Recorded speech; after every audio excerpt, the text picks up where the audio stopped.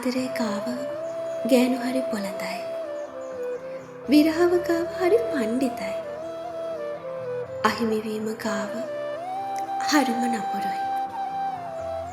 ඔව් ඇත්ත. එක එක හැඟීම් කාව එක එක විදිහයි. ආදරෙන් හැම මොහොතම ඉන්න ගෑනු හරි ආසයි.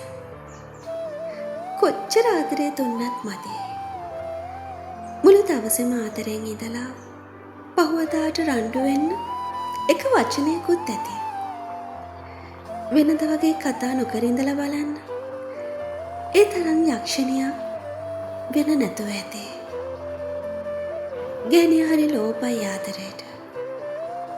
කැමතිම ආදරෙන් ඉන්න. පොඩි ළමයෙක් වගේ හුරතල් වෙන්න.